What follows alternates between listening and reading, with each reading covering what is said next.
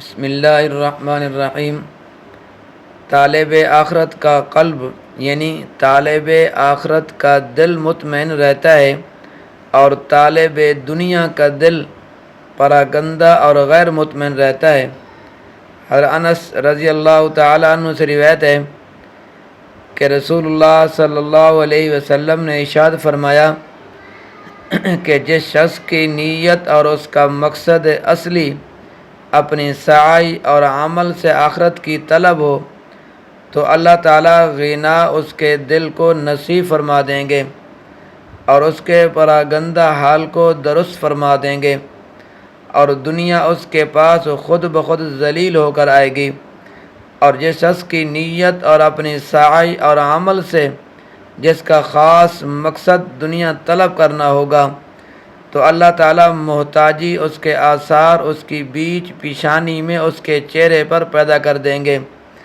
اور اس کے حال کو پراگندہ کر دیں گے۔ یہ دنیا اس کو بس اسی قدر ملے گی جس قدر اس کے واسطے پہلے سے مقدر ہو چکی ہوگی۔ تو اس حدیث کو انس رضی اللہ تعالیٰ عنہ سے امام ترمذی رحمۃ اللہ علیہ نے روایت کیا ہے۔ اس حدیث کو ابان کی روایت سے حضرت زید بن ثابت انصاری رضی اللہ تعالیٰ عنہ سے روایت کیا گیا ہے۔ مطلب یہ ہے کہ جو بندہ آخرت پر یقین رکھتے ہوئے اور آخرت کی فلاحی کو اپنا اصل مطلوب اور مقصود بنا لیتا ہے تو اس کے ساتھ اللہ تعالیٰ کا معاملہ یہ ہوتا ہے کہ دنیا کے بارے میں اس کو قناعت نصیب فرما کر اس کے دل کو طمانینت اور جمعیت خاطر نصیب فرما دی جاتی ہے،